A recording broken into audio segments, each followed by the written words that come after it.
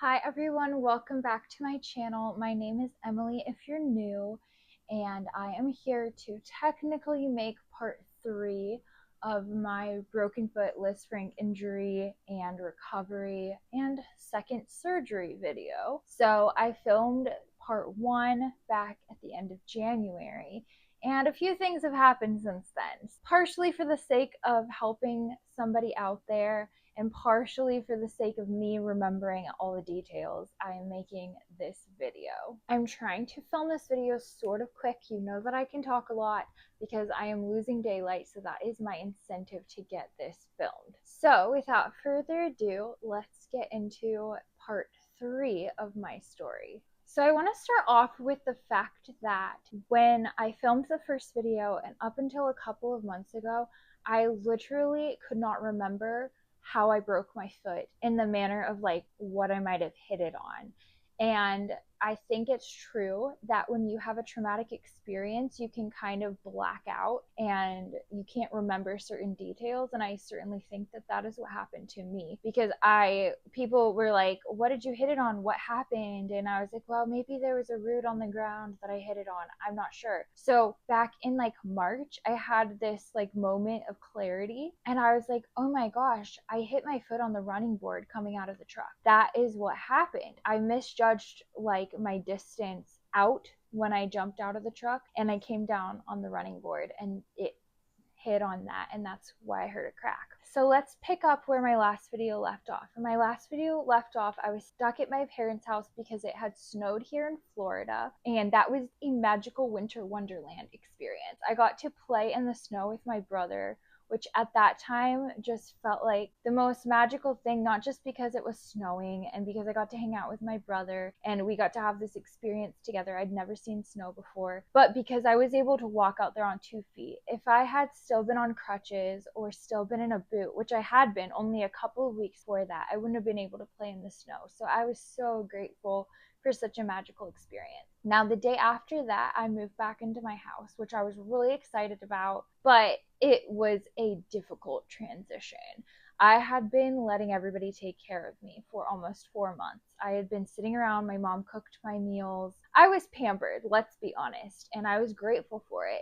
And I was really excited to move back into my house, and before I broke my foot, it was really easy for me to keep up with meal planning and groceries and making all my dinners at home and keeping my house clean and my laundry done. Like that was all very easy for me up until I broke my foot. And when I came back, I was fatigued. It was difficult. I would just crash out on the couch every night. I barely had energy to cook my meals. And thank goodness, as with everything, you can build up stamina to things. And that is exactly what happened. Eventually, I worked my way back into my routine and I wasn't fatigued anymore. But at the same time, I was going to physical therapy. And when I was going to physical therapy, I would either take mostly a 7 a.m. appointment, sometimes an 8 a.m. appointment, or a 3 o'clock in the afternoon appointment, working around my work schedule. So that required bringing a change of clothes to work twice a week. And it doesn't sound like a lot, but when you're in that and you're doing the physical exertion and you're exhausted, you're fatigued, it's a lot to remember, did I bring my change of clothes? Because if I don't, I'm really in a pickle. And so that was kind of where I was at in January and February. So on February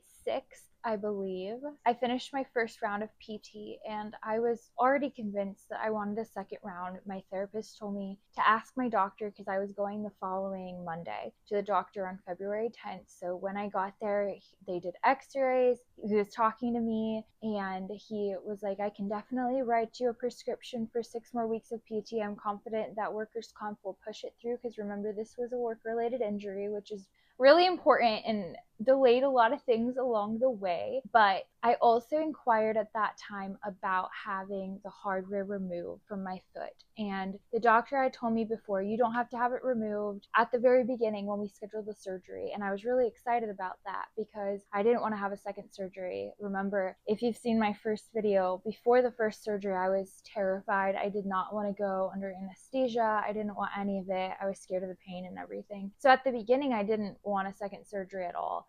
And then once we were getting into February, I was like, we're like 4 months post-op at this point. I feel like I have a long way to go. And that's why I wanted more therapy. But the doctor was like, we're going to hold off on that for now. The natural progression of things is you should start to progress a little bit more and heal a little bit more over the next 2 months. It was April 1st that my next appointment was. He's like, we'll see how you feel then. We don't always remove hardware, but if you feel like it would be helpful at that point, we can definitely do that. So that appointment was on February 10th. On March 5th, with a little bit of a workers' comp delay, I started my second round of PT. And when we were working on scheduling my second round of PT, I was reassigned workers' comp adjusters. And this is really important because my original adjuster would get it done for me. She would call the doctor's office and get the paperwork we needed if they didn't send it over right. She was very snappy. I felt like a priority, and she was very kind and would fix mistakes that other people might have made for my benefit, which is not stereotypically how a workers' comp adjuster behaves. My second workers' comp adjuster was more of the typical, unfortunately, the typical type that doesn't prioritize you and doesn't get you what you need and makes you work instead of them doing their job. So yeah, more on that later. So sometime around the time that I started my second round of PT, I had this epiphany. I had been limping since I got out of the boot for good reason. I was in a boot for a very long time, but I had an epiphany that if you just put full weight into your foot without being concerned about discomfort, you can actually ease into walking normally. It sounds silly, but once I stopped being afraid of pain, I was able to walk what I thought was normal, but people would still ask me, what happened? You're limping. And I'm like, no, you don't understand. Like, I had this injury and I am like so much better than I was even a couple of weeks ago. So it was kind of embarrassing and a little bit, is insulting the right word, that people would call out my limp out of concern. And I'm like, no, this is like me doing really well, because I wasn't doing very well for a really long time. At the same time as I started my second round of PT, I kind of stopped my A+ student record as far as doing all of my at-home exercises. They wanted you to do all the exercises at home that you were doing in therapy. And when I was staying at my parents' house still, and I wasn't cooking dinner, and I wasn't cleaning my house, and I wasn't doing laundry, I had all the time in the world to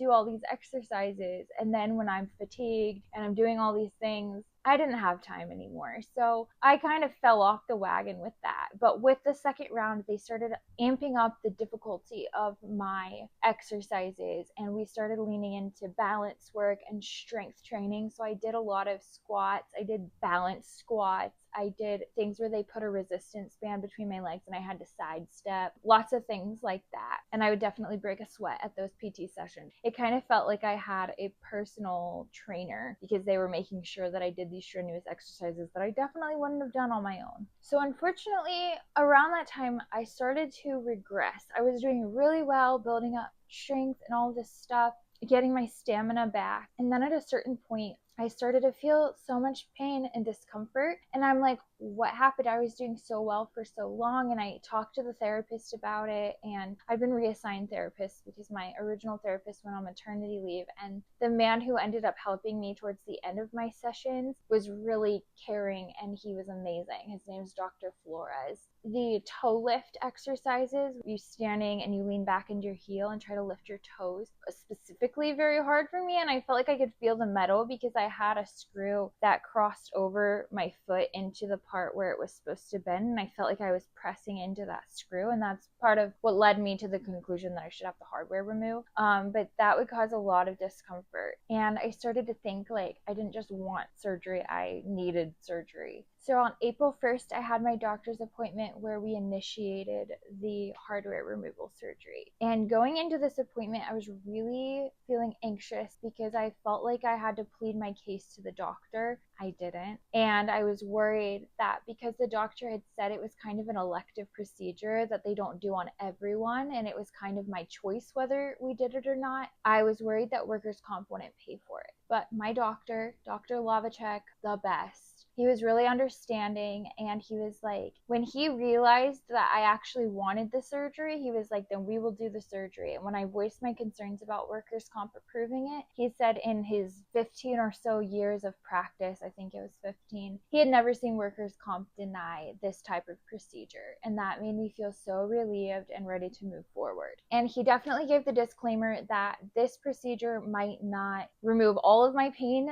but there was a very good chance that it would help me. and also that the 4 to 6 month post original surgery mark was the best time to do it. He said if you came back to me in 2 years and wanted me to take your hardware out, it wouldn't make the same difference that it would make at that 4 to 6 month mark. So I was right in the window that I needed to be for maximum improvement.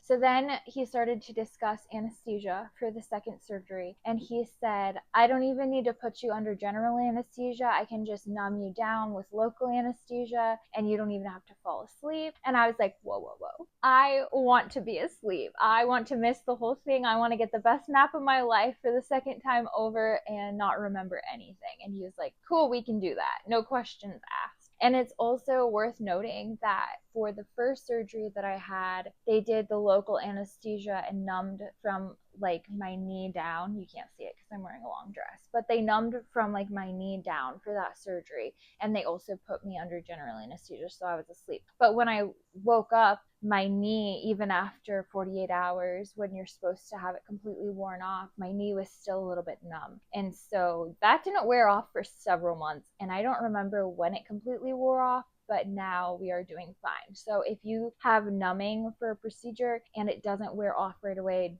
don't be afraid. It will probably wear off later. So after I had this conversation with my doctor on April 1st, supposedly workers' comp started to get to work with approving the surgery, and I would once it got approved, the doctor's office would call me to have it scheduled. More on that later. But as the time went on, it ended up being about 3 weeks between when I talked to the doctor and when my surgery was actually scheduled, which is way too long. For context, my first surgery, the doctor told me I needed it on a Thursday and the surgery happened on Tuesday. So that was like 5 days. And this was 21 days, which is wrong in my opinion. So I started to feel anxious about when the surgery would be. And it wasn't just because I wanted the surgery. I was experiencing the pain, but I also applied for a new job in that waiting period between when the surgery was scheduled and when I originally met with the doctor. And I was like, if I'm starting a new job, I don't want to have to take off time for this surgery. Like, I'd really like to have it all done before I start a new job. Now, in the meantime, my new workers' comp adjuster was not responsive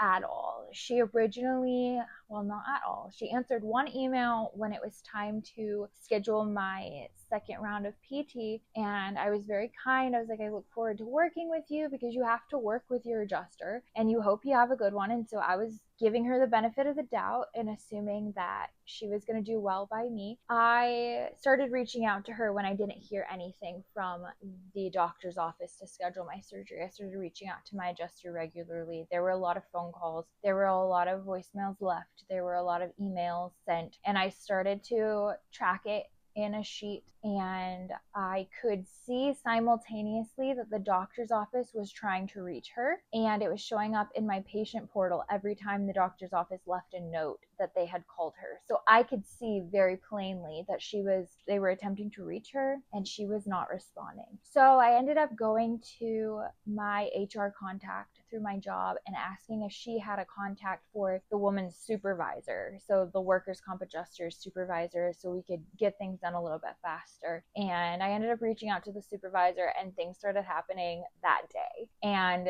I can make a whole video about all the details. It was bad. And I was angry and I had thoughts of, pressing charges because that's just wrong. Somebody not doing their job. We get to the point where on Friday, I reach the supervisor. I finally get a response from the lady. She calls the doctor's office, spins a tale about how they had a wrong phone number for her, which they didn't, and that they didn't send the paperwork over properly, which is very possible, but it's her job to call and follow up. So finally things start to get moving. So that's a Friday afternoon. Monday morning, I get a call from my doctor's office to schedule the surgery. And the night before that, I was at the end of my rope. Like, I was crying because I was in so much pain, and I was like, how long is this going to go on? Like, I can't go on like this. The anxiety over, am I going to get a new job? At that point, I was going on an interview a couple of days after the surgery was scheduled. So I'm like, things are happening. What is this going to look like? What am I going to do? So the day that the surgery was scheduled, I was meeting with my boss and I took my phone in there, which I don't always do. And I get the call and I was like, please excuse me, this is my doctor's office, I have to answer. She completely understood. She knew everything that I'd been through with workers' comp, and she's like, go take the call. So I go in my office, and the lady, I had never been so happy to hear somebody's voice. She was so kind. Her name was Carmen, and she was so peaceful and calm, and I just had this joy and peace come over me. She scheduled my surgery for the following week, and that wasn't going to work because our second largest fundraiser of the year event was that week, and I could not miss it. The first biggest fundraiser was the time that I broke my foot, and the second was this next week. And I was like, well, I can't miss that. So as much as I wanted the surgery that day, we scheduled it for 2 weeks out on May 6th. Okay, so I was counting down the hours until this surgery. I was like, it sounds so bad, but I was so excited. I was so at peace, and it was honestly a redemptive experience. My first surgery, there was so much fear and concern, unknowns, unexpected things. And so going into this second surgery, it was so peaceful, and it was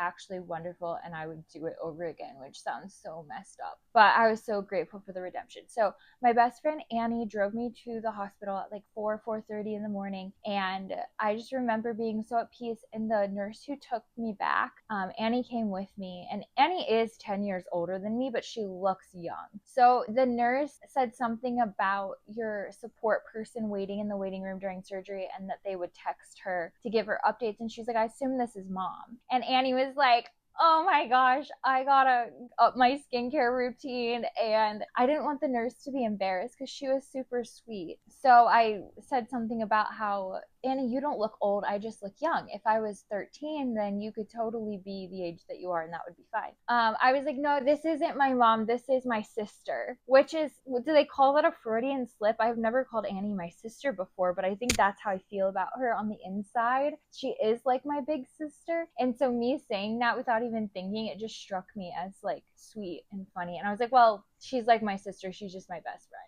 So we get into the pre-op room, and a second nurse comes to start my IV. This is how it goes, very normal. They ask you the questions. Did you do all the right things to prepare? Have you had food or drink this morning? Answers no. She is like, I'm going to start your IV. And I went ahead and told her that they had trouble starting my IV the last time. They couldn't find the vein. They had to poke me a couple of times, and it was really uncomfortable. And she's like, okay, I will try to start it. If I can't get it on the first try, I'll have the IV team come in when they arrive at 6, and they'll take care of it. And I'm like, what is an IV team?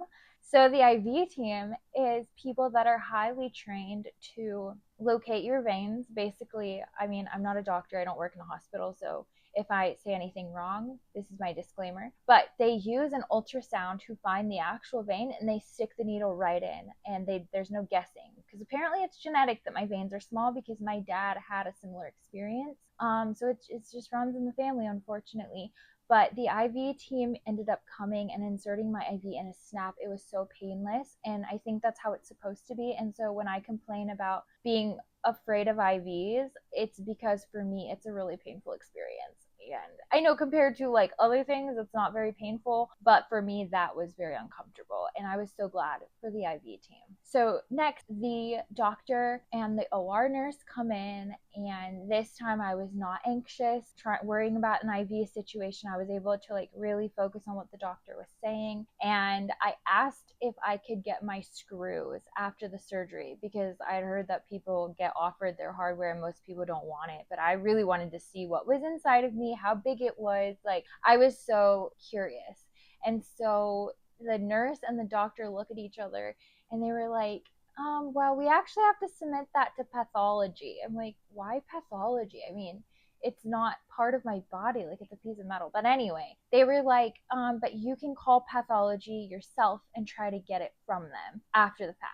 So I ended up doing that. But the doctor was like, I can take a picture of your screws and show them to you afterwards so you can see them. And I was like, okay, thank you. So then the anesthesiologist comes in, and everything was normal, but he asked if I'd ever had a reaction to anesthesia. And I was like, well, I don't know if it was the anesthesia or if it was the pain meds, because in my first video about this, I shared that I had, horrible nausea and headache, terrible headache after like 3 days of taking my pain meds, and I didn't know what caused it, but I thought it was a reaction to the drug. So the anesthesiologist said it's common to have a reaction to the drugs. I'm going to give you a patch that goes behind your ear, which people use on cruises, like motion sickness things. I'd never heard of it, but they put this little circular Band-Aid looking patch on the back behind your ear, and it works for 3 days and it prevents nausea. It was amazing. If you happen to touch it, you have to wash your hands, or else if you touch your eyes, they will dilate. And I just didn't want that, even though I was at home on the couch for 3 days. But it worked great. And then it was time to roll me back into the OR. And this is huge because I found out later in my first surgery, I didn't find this out later. I already knew this. In my first surgery, I fell asleep instantly at a certain point in pre-op, and they didn't count me down. It was very sudden when I woke up from surgery because I didn't know when I was going to fall asleep, and I kind of felt a little bit tricked. And after talking to my friend Nikki, who had the same thing happen to her with her wisdom teeth surgery, I've concluded that if you're feeling anxious about a procedure, they're going to go ahead and give you a sedative before the actual anesthesia kicks in, because they want to have you calm. And if they tell you that they're giving you a sedative and that you will fall asleep instantly, it will amp up your anxiety, basically. With the first surgery, I was really anxious and worried, and I was crying. And so they gave me a quick sedative and I fell asleep instantly. For this surgery, I was cool as a cucumber. So they were able to roll me all the way into OR. I'm fascinated by this whole thing because I didn't get to see this before. I was asleep for all of it. They lift me up onto the table, they get me positioned, and they introduced me to the team working in the OR that day. And then they put a mask over my face. They counted me down, I think. I don't remember if they counted me down actually, but they put a mask over my face, which was what actually had the anesthesia in it, I believe. And then I was out, and I woke up when it was over. A few days after the procedure, I got notifications every time they update my patient portal, and they had put an in detail account of everything they did in the OR. And it was so fascinating to me that for a moment I was like, did I miss my calling? Should I have been an OR nurse or a surgeon? Like, no, the medical field is not for me. But I thought that was so interesting. I was looking up the medical terms that they use and like what exactly happened when I was asleep. So that was interesting. But when I wake up from surgery, I'm like, a bit groggy for a second. And my surgeon was standing there, and he pulls out his phone and he shows me the picture of the screws. And it's so funny because I remember him pulling out his phone. I remember him holding it up and showing me a picture. And I remember him saying, these are the screws. I put like a ruler next to them so you can see how big they are. But I couldn't remember how big they were. I couldn't remember anything because I was just waking up from the anesthesia. So I still wanted to get the screws. But I thought I felt fine. I didn't feel like I was talking out of my head or anything like that. But I later realized that I was pretty high, pretty happy, I would say. And that was kind of funny because that's the only time I'm ever going to be high, is when I'm coming off anesthesia. And I was surprised that the doctor prescribed me oxycodone again, because I had requested not to have that since I had the mysterious reaction the first time. But he did prescribe me oxy again. It was a different kind, and I know that because I did not sleep all day. With the first round in my first surgery, I had oxy, and I would literally take an oxy, and within 20 minutes I would fall asleep for 2 hours and then wake up. And that was not the case this time. I didn't do nearly as much sleeping after this surgery, but I did not get nauseous, and the pain patch worked, which was amazing. The doctor told me that I could walk on my foot the same day, which was another reason I didn't hesitate to get the surgery, because if I had to be out of it for 6 weeks again, I would have dealt with the pain for the rest of my life probably. But I could walk on my foot as my pain tolerance allowed. So I ended up using crutches the entire first 24 hours. And then the second day, I took off my A-strap, and I was pleasantly surprised to find that it looked very neat and tidy under there. After my first surgery, when they removed the splint 2 weeks after, there was a lot of blood on the cotton in the gauze underneath there, and it was not a pleasant sight, and I didn't like that. But for the second surgery, it was so tidy, there wasn't even any gauze. It was just the A-strap around there, and it didn't even look like there were stitches. I was like, did they just glue this shut?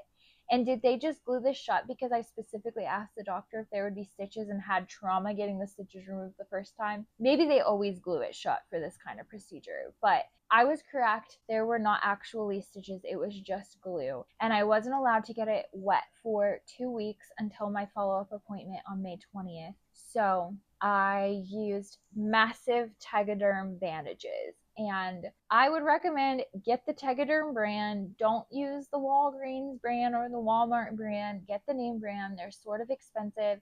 And I had 2 incisions on my foot. There were originally 3. They reopened the one on the side of my foot and the one on the far left top of my foot. So there's 2 incisions on completely, totally different sides of my foot. So I had to use 2 of those massive Tegaderm bandages. So I did that when I showered for 2 weeks, and I had to keep them dry. I couldn't go in the ocean. The doctor specifically, I asked him if I could go swimming because we were going to be at a condo for my brother's graduation in that 2-week period. And he was like, please do not go in the ocean. He wrote that on my discharge paperwork. Please do not go in the ocean. I'm like, well, since you said please, I guess I won't go swimming. So I stayed inside. Also, on the job front, I said I went to an interview 2 days after the surgery was scheduled, and I was like, what is the timeline on this? It was a crazy favor of the Lord experience, and I gotta be snappy because I am losing daylight fast. I had my best friend Annie, who I said was my sister to the pre-op nurse. She put in a great word for me. I had to switch my lighting because it's getting dark outside and I think we're about to get a thunderstorm. I was supposed to go for a second interview while I was on sick leave after this surgery, like the Friday after the Tuesday surgery. But they ended up calling me, CEO of the chamber called me the second day after my surgery, the day after my surgery, and he offered me the job. So that was a crazy favor situation. And now I work at a different job, which I think is relevant because I injured myself at work and that was a whole thing. Everyone was really great to me at my old job, but it was time to transition. And so now I have a different job. And it all happened while I was navigating surgery and workers' comp, and that's crazy, but I felt the favor of the Lord and the timing on it, so I accepted. So on May 20th, I went for my 2-week follow-up appointment. I was not actually with my surgeon. I was with another doctor in the unit, and it was the quickest doctor's appointment of my life because she just looked at it. She was like, your foot looks good. If you ever need anything, call us, but you're fully released to do any and every activity. Go forth and have a good life, basically. So that was really positive. And while I was at the hospital, I called over to pathology. I'd called them a few days prior to say, like, hey, if I come by next week after my appointment, can I get my screws? And they were like, yeah, call us when you're in the building and we will have someone come down and meet you. They're like in this like private locked unit. You can't go back there, but they met me in the lobby. I had to sign a bunch of paperwork, but then they gave me my screws, which have been in this little specimen cup since that day. I don't know if you can see this, but there you go. So if you can see the size of my finger, they are that long. That is bigger than I thought that they were. A lot bigger than I thought they were. This was inside of my body, and it could have stayed there for the rest of my life. So the date today is July 23rd, which if I can do some quick math, we are almost 10 months post-injury at this time. On August 5th, it'll be 10 months post-injury, which makes it almost 9 months post-surgery. And this has been the craziest experience of my life. And I would never want to do it again, but I also wouldn't change anything. I feel like you learn a lot of character and a lot of patience when you go through something like a broken bone that kind of knocks you out for a season. You learn that you have to depend on people, and it's really great to have the support system in my life that I have, gracious friends and family that really took care of me and were patient with me when I couldn't walk for long distances or had to go to my brother's Air Force basic graduation in a wheelchair. Like, my dad pushed me all around San Antonio. That was amazing. I can confidently say that I don't have any more pain from this injury. Sometimes there's a little bit of discomfort, and sometimes my foot feels very tight and I have to stretch it out with a belt, and I still use copaiba and ginger essential oils in a capsule. I try to take that every day to relieve the discomfort, but I would never say that it's pain. The surgery did wonders for me, and I'm so grateful that I was able to have it, and I'm so grateful that I'm not left with this remnant of pain for the rest of my life. I tried really hard to stay in faith that I would experience full healing because I believe in Jesus and I believe that he can heal you fully. And so I didn't want to listen to the people that were like, oh, you'll never be the same. It'll always hurt. It'll always hurt when it rains outside. Your foot knows.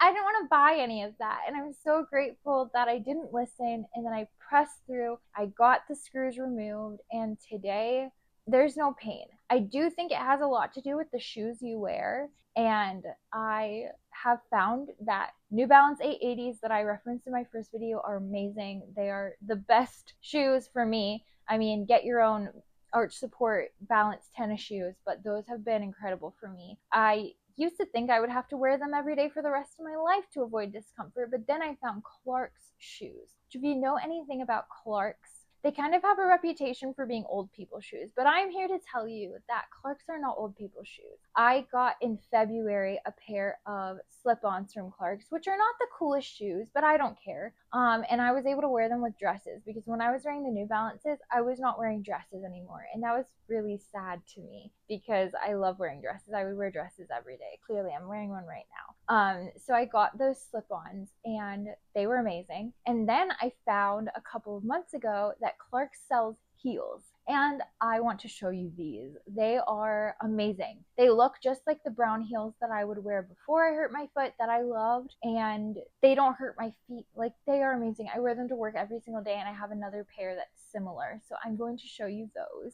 These are my slip-on shoes. You probably can't tell. They are a little bit dirty, but they're sparkly and they're kind of gold. I'm obsessed, okay? These didn't hurt my feet at all, and they allowed me to wear the clothes that I actually wanted to wear, so I call that a win. This was my first pair of Clarks heels. See, they're super cute, they're super fashionable, not old lady shoes at all. And this is my last pair of Clarks heels. Very, very similar, but they don't have the woven detailing on the toe. So you can not hurt your foot and wear cute shoes at the same time. Now, if I was wearing little flats with no support or little flip-flops with no support, it might be a different story. But I will say I have a pair of FloJo's flip-flops. They're just the foam basic sole. I got them at Ross for like less than $10. I wear those around the house and they don't give me any problems. I can walk around barefoot now, but I just prefer not to. And I wear my little FloJo's. They're nothing extraordinary, but they get the job done and I don't have any pain from wearing them, which is so huge for me. All right,